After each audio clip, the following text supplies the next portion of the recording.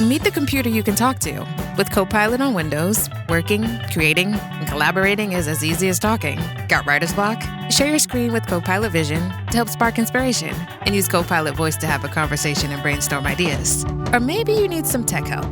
With Copilot Vision, Copilot sees what you see. Let Copilot talk you through step-by-step guidance so you can master new apps, games, and skills faster. Try now at windows.com/Copilot.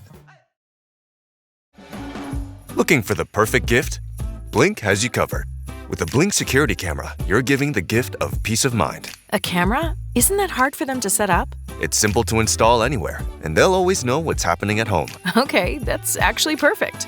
Perfect indeed. Give the gift of smart security with Blink so they can check in on home from anywhere this holiday season. Shop now at amazon.com/blink. Dr. Raj. Dr. Raj.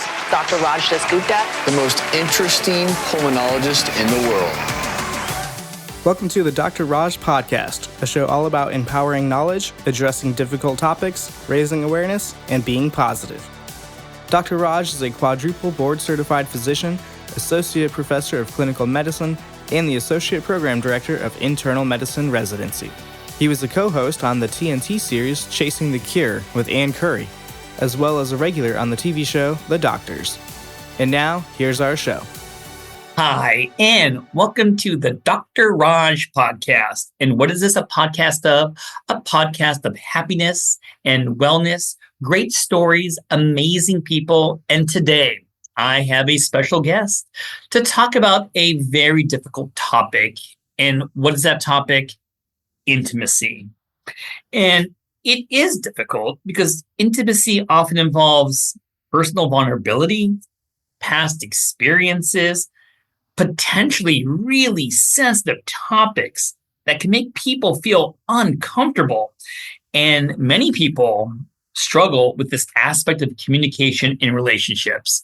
To help all of us out today, my guest today is Zoë Kors, a sexologist, integrative somatic trauma therapist, and sought-after thought leader of intimacy and sexuality.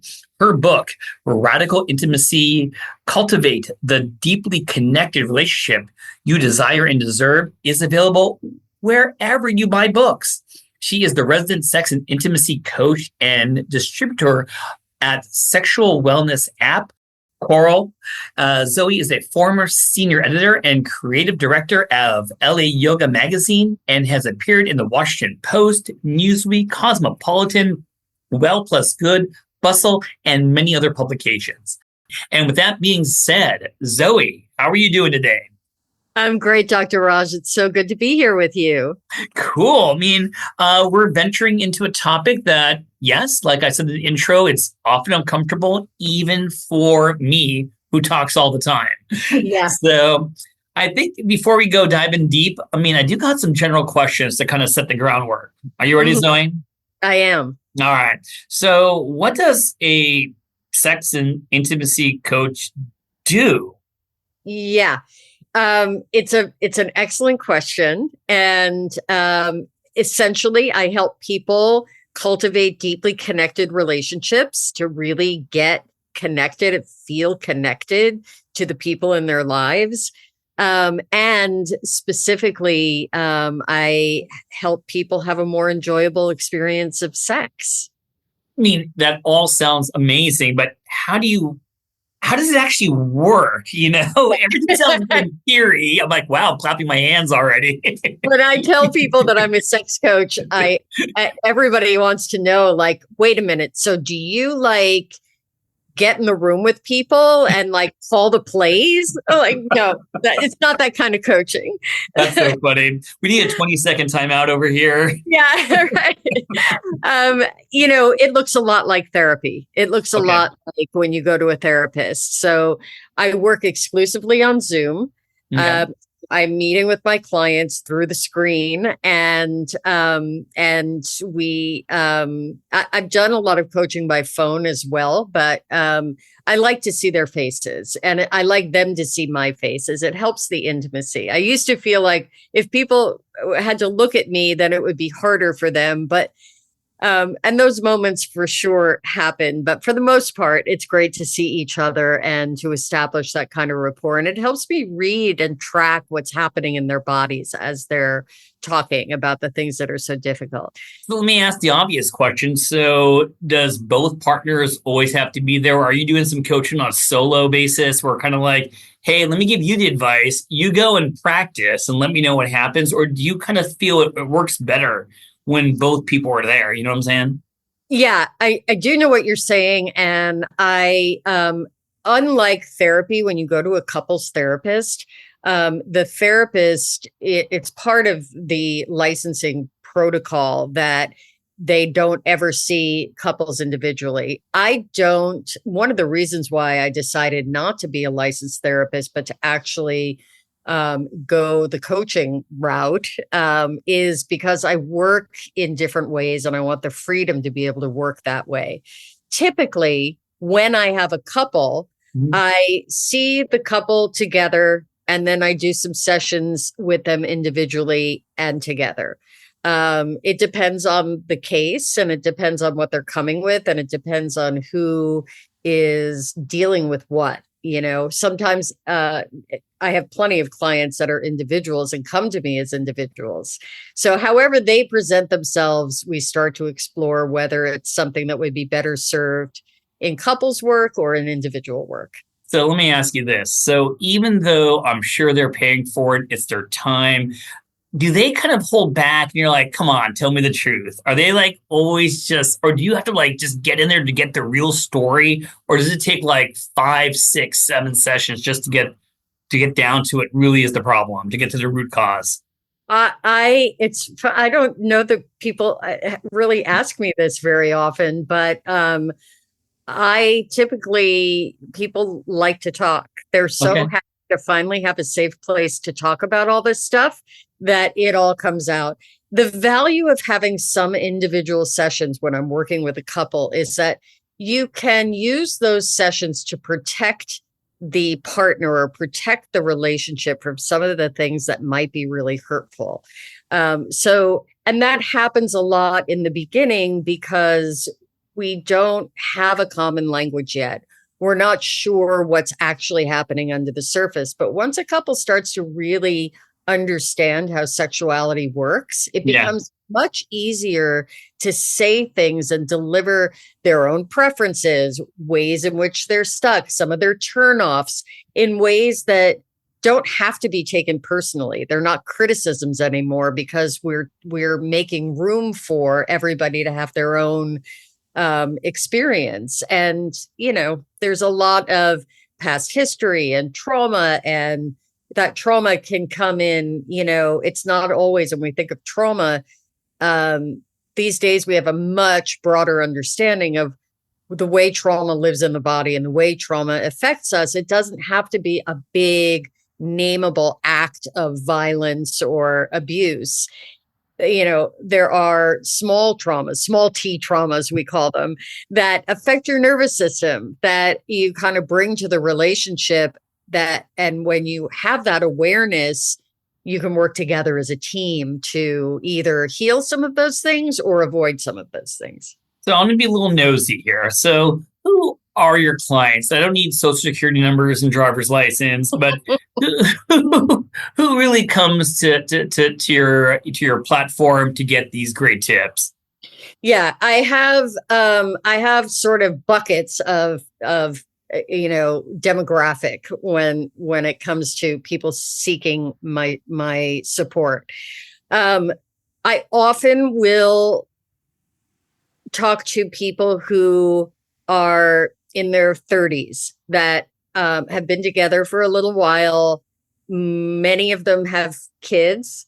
So, they had this wonderful sort of, experience, courtship, getting together, meeting each other, falling in love, getting married, planning the wedding, all the wonderful things. Sex was amazing and exciting. And they're just like, totally happy. And then a few years go by and the newness wears off, and then they add kids to the equation and nobody's having sex and everybody's suffering and blaming each other. And so that's one area it's really common for sex to kind of like disappear, and then we have to look at what's going on. And then the other one is women and couples in their like 50s and 60s. So now they've raised the kids. The kids are launching and off to college, and now our focus turns back to each other, and we're exhausted, and we've been through the ringer, and we've weathered a lot of stuff, and our bodies are aging. And how do we now approach sex? With that overview, I'm going to pick the first topic because I know when we were chatting like offline, I loved your ideas. In fact, I wish we could do 20,000 podcasts together, but I picked like the big four, and we're going to try to get through all these topics. But the first topic, I think we're going to open up the podcast series with, and I'm hoping to put you in multiple times in this one. So let's talk about desire and discrepancy. That's the broader topic here. And I got some specific questions I want to ask you. So maybe with that title, maybe this could be kind of defining what it is, but what is the most common issue that couples bring to you for support with? Yeah, I would say the most common issue that I hear, what most people come to me, is some version of one partner wants to have sex and the other one doesn't. One partner wants to have, a lot of sex or more sex, and the other one is really resistant and feeling shut down and withdrawn in the bedroom. And so, we call that desire discrepancy. There's a discrepancy between the amount of desire that each partner has. That's the most common basis. So I got to ask you, I mean, is it really the cliche that sex is good for the first year of relationship? And then does it really get progressively worse over time or non-existent? I mean, what's your take on this? Yeah, I think it's very common for sex to drop off if you expect to have the kind of spontaneous sex that you have in the beginning of your relationship. When you're in year 4 or 5 or 10 or 20, sex is going to look different. I will say this: couples who report a high level of satisfaction in their sex life during a long-term monogamous relationship are also the ones who talk about sex openly and work on their intimate life in the same way they work on finances or health and fitness. Sex can be and should be an integral part of our overall wellness, both, individually and relationally. So, I think, I'm sure we're going to touch on sort of influences and what, the cultural narratives around sex.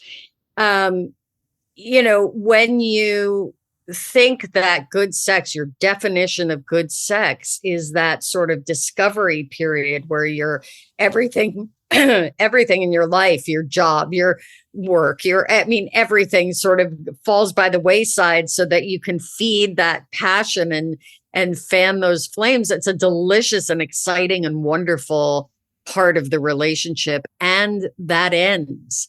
And we as a culture are not particularly adept at slowing down, finding, savoring, finding depth. We like these sort of heightened experiences. So I guess, is the cliche true? It is, but it doesn't have to be. So a couple of things. I love the word choice that you use. It makes me hungry for food. You use savory and delicious. Like I want to go to the donut store. But, I do wonder, and I kind of, as you're talking, by the time someone sees you, and I think that the way you described, desire discrepancy, it doesn't happen, I assume, overnight. So are people waiting too long to start addressing these things because there's already a problem? It's kind of like when we talk about being a doctor. I mean, if you're waiting to address your high cholesterol after a heart attack, you missed the boat. You know what I mean? Yes. What do you think? Yes, absolutely. I love when a couple comes to me proactively. Like we have noticed that our, frequency of sex has dropped off in the last year dramatically. What are some of the things that we can do? How do we understand this and work with this? That's a great place to be. It's also, you're coming to me, and you're going to see me and engage in this process for a much shorter amount of time, because so much of the time what I do is unwind the unskillful handling of the actual problem and the damage that people do to each other over what is really essentially a fundamental desire discrepancy. They destroy the relationship in the handling of that discrepancy unnecessarily. So yes, it would be great. And it's a common thing in couples therapy that they say, like, by the time people seek out therapy, they're on the verge of divorce and it's way too late. It can't be fixed at that point. No. And I think that's the hardest part because, in my opening statements, it is, it's an awkward conversation. It's hard to admit. And maybe that's why we're missing that word, the screening zone, where, hey, maybe we should just kind of, whether it's a certain red flags or warnings that say, hey, and I think you said the right thing. Well, maybe we're not having this intimacy as much anymore. Maybe it's time just to kind of get a check-in, Yeah. So let's talk about a question I have. So what actually causes this sex drive? It just seems such like a broad word. How do you define it? Yeah, well, from an evolutionary standpoint, sex drive is the instinct to reproduce, right? If we all stopped having sex today, the human race would be extinct in, roughly 100 years. But in the context of society and how we live and love, sex drive or libido is a mixture of biological, psychological, and cultural factors, right? So, biological factors, hormones, all of that sort of drive our hunger for each other. Brain chemistry, neurotransmitters like dopamine, serotonin, oxytocin affect desire and pleasure. Like, dopamine increases sexual desire, and serotonin levels, when your serotonin levels are high, sometimes it can suppress libido, which we see when people take antidepressants, SSRIs. Yeah. It can affect your sex drive. Not always, but it can. And it's one of the known side effects. Is oxytocin really the love and cuddling hormone? Yeah, oxytocin is, and you see that in, when women have babies. Yeah. That, when they're nursing and cuddling their babies, so that's oxytocin that is like flowing like crazy to help you bond. So yes. Yeah, every time I leave my home in the morning, I always hug my wife and give me some more oxy, give me some oxytocin. Yeah. That's right. Yeah.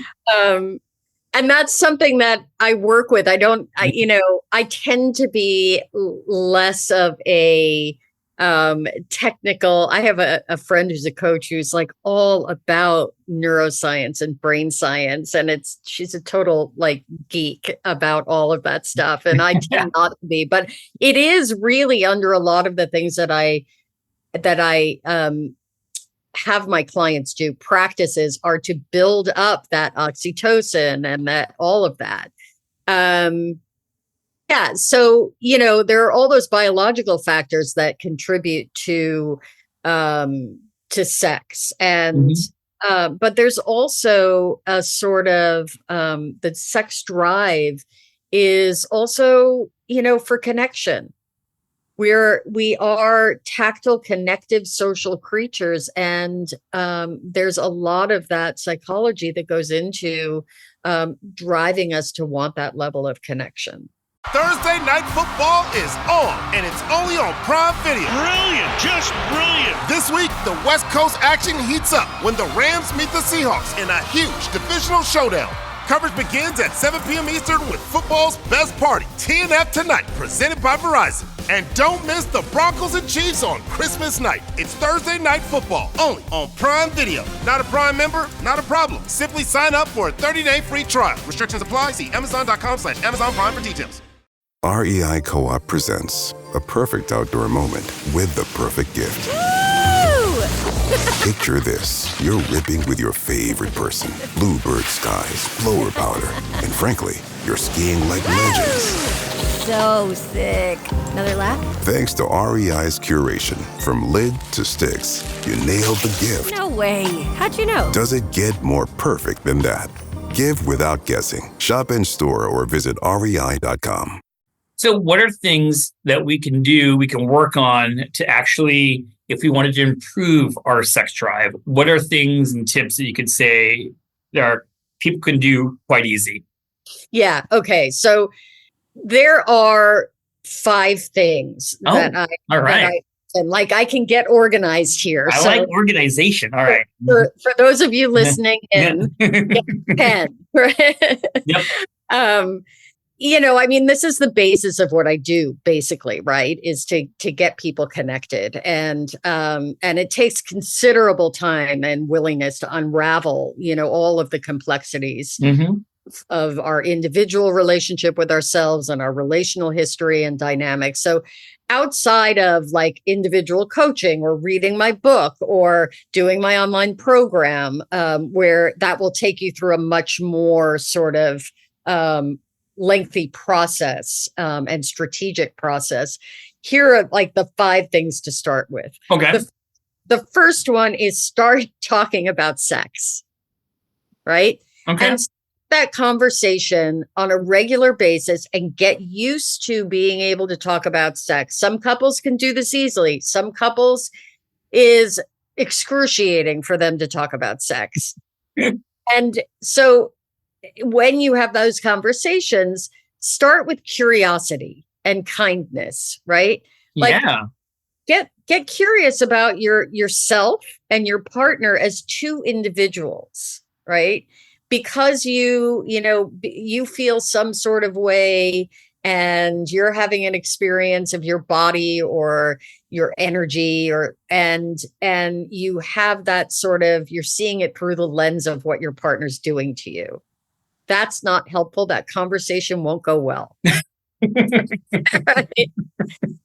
Okay. So, curiosity, kindness, grace, like just, and it's okay to say, to actually like just admit to each other that this is a hard thing to do and we're going to do it and we're going to laugh and we're going to be embarrassed and we're going to have all the feelings and that's okay. Right. Okay. So that's the first thing. Okay. Talking about sex. The second thing is to stop talking about other things when you're in the bedroom. Leave your bedroom as the place for intimacy of all kinds. Not just sex, but especially sex, but like draw a line, leave the cell phone. I mean, we can talk about cell phones. That's a whole other thing. Don't talk about the bills. Don't talk about the plans. Don't talk about the dirty socks on the floor next to the bed. Don't talk about the dishes. Don't talk about all the points of conflict. Don't talk about, oh God, we got to go see our parents tomorrow. Like none of that stuff. Focus on the person you fell in love with. Oh. Focus on all the things that you love about your partner or that you find comforting about your partner or a turn on and leave all the turn offs out of there. Right. Yeah. So, and I'll tell you, when I'm wearing my sleep medicine hat, we talk about what is going to be some good sleep hygiene. I say the bed is only meant for 2 things. One is sleeping, then I'm going to throw you a bone. And the other one's going to be intimacy. You know what I mean? It's funny when I do a public lecture and I say the bed is only meant for 2 things, everyone gets a little scared to yell out the word intimacy or say the word sex. So you're right. It shows that many people don't even talk about it, which is your first step. So I'm loving this. What is our third tip? Start cultivating connection outside the bedroom. Okay. How do we do that? How do we do that? Yeah, one of the things that is extremely important, and this is, we're going to talk about this when we start to talk about, I think we're doing an episode on women and the orgasm gap and sexuality and the way that we misunderstand it. And I use the word women, everybody's different and everybody's wired differently, and all women aren't the same and all men aren't the same, but there is a common, the way women are built in their body, the way their nervous systems are tied into their sexuality. There's a lot that is, nature and nurture, but there are differences in the way that we respond to each other overall. Right. Typically, and tons of love to the atypical people out there. So when we talk about cultivating connection outside the bedroom, one of the biggest things that is so important that couples miss over time is non-sexual touch, non-sexual, sensual touch. And we conflate those words sometimes, sex and sensual. But really what I mean, sensual is just the five senses. So we want to touch each other in plenty of ways that don't mean that it's a bid for sex, right? Like you actually can relax in my arms and just have it be that I'm hugging you and holding you and having you feel safe. So cultivating connection outside the bedroom means eye contact, hugging, touching, talking about like, how was your day? Words. I mean, we could frame this as like the love language, the love language step. Doing something nice for each other that will land with your partner, cultivating that level of safety and connection that feels like we're a team. I like that word. What do we got for number 4 out there? Number four is, and this is a little bit perhaps more, the concept's easy. In practice, it can be hard. It is to remember your role and your identity as lovers. Okay. And how do I remember my own role? What's the or our role together. So by the time we move, especially after kids arrive, if you do have children, we are playing a lot of different roles for each other. When we first meet in that exciting sort of beginning discovery period of the relationship, we step into and sort of cultivate our identity and as lovers and the roles we play for each other. Like, how do we sort of activate each other in that sort of lover identity experience? As we move back into our life and integrate that partnership into our overall life, we become co-parents, we become business partners in running a household. We become all kinds of things to each other that don't necessarily have anything to do with sex and intimacy. Yeah. Right. Yeah. And those things are important. Those things, you need a roof over your head. We need to be working. I need to go to your office party and be good arm candy for you. And, where we have all kinds of things that we do for each other. And all of that is wonderful. And it becomes really easy to let the sort of lovers thing fall. Yeah, it does. And that's another thing, that study, or it's many studies actually, about like people who are in their 40s and 50s who have been together in a long-term monogamous relationship for a long time. One of the things that they do is they remember, they enjoy each other as lovers. They flirt with each other. They may go to the office party, but they can wink at each other across the room and get that, squishy, melty feeling in their heart and regions lower.